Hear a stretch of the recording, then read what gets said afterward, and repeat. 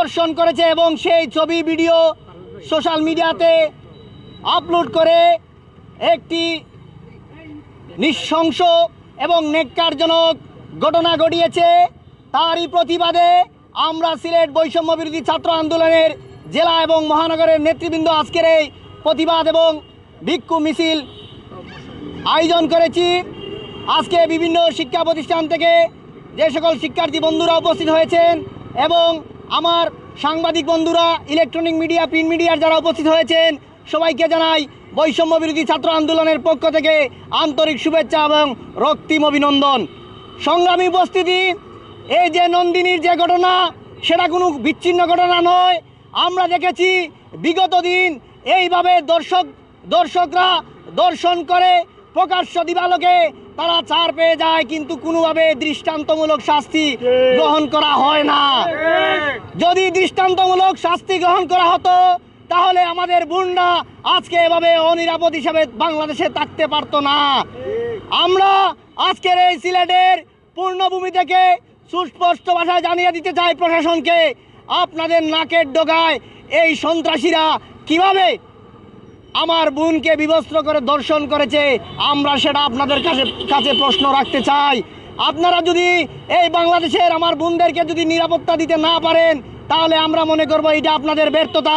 সুতরাং আজকের এই সিলেট থেকে সুস্পষ্ট ভাষায় জানিয়ে দিতে চাই, আমরা ইতিমধ্যে জানতে পেরেছি 4 থেকে 5 জনকে গ্রেপ্তার করা হয়েছে, কিন্তু তাদেরকে গ্রেপ্তারের মধ্যে সীমাবদ্ধ রাখলে হবে না। তাদেরকে দৃষ্টান্তমূলক শাস্তি দিয়ে একটি দৃষ্টান্ত স্থাপন করতে হবে, যাতে ভবিষ্যতে আর কোনো দুর্বৃত্তরা এরকম কোনো অসঙ্গতি এই বাংলার মাটিতে ঘটাতে না পারে।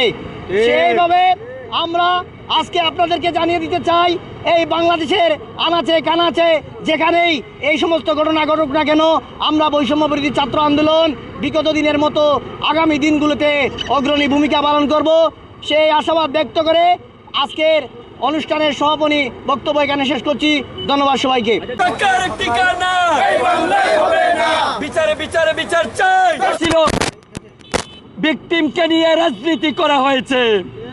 আজকের এই মশাল মিছিল থেকে আমরা এই রকম ভিকটিম নিয়ে, লাশ নিয়ে রাজনীতি করার প্রতি ধিক্কার জানাচ্ছি। আমরা এখনো পরিপক্ক মানুষ হতে পারিনি, আমরা আমাদের মধ্যে মনুষ্যত্ব জাগ্রত করতে পারিনি। আমরা যখন ভিকটিম নিয়ে রাজনীতি করি, লাশ নিয়ে রাজনীতি করি, এর চাইতে দুঃখর এবং ধিক্কারের বিষয় আর কিছু হতে পারে না। আমরা যখন বিচারের আওয়াজ তুলব তখন আমরা দলবাজি শুরু করেছি, আমরা তখন রাজনীতি শুরু করেছি। আমরা আজকের এই বিক্ষোভ সমাবেশ থেকে, মশাল মিছিল থেকে বাংলাদেশের সরকারকে বলতে চাই, এই সিলেটের মাটিতে শুধুমাত্র দলীয় পরিচয় থাকার কারণে একজন গৃহবধূকে দলবদ্ধভাবে দর্শন করার পর বিচার হয় নাই, শুধুমাত্র রাজনৈতিক পরিচয় থাকার কারণে। আমরা এই নন্দিনীর ভিকটিম, তার যদি বিচার না হয় তাহলে বাংলাদেশের প্রত্যেকটি ঘরে ঘরে আগুন জ্বলবে। নন্দিনীকে দর্শন করার পর কিভাবে বিবস্ত্র করে ভিডিও করা হয়েছে এবং এগুলা সোশ্যাল মিডিয়াতে শেয়ার করা হয়েছে, আমরা এর তীব্র নিন্দা ও প্রতিবাদ জানাই। যারা গ্রেপ্তার হয়েছে, গ্রেপ্তার করে তাদেরকে জেলে বসিয়ে ভাত খাওয়ালে হবে না, সরকারের টাকায় তাদেরকে বছরের পর বছর বসিয়ে রাখলে হবে না।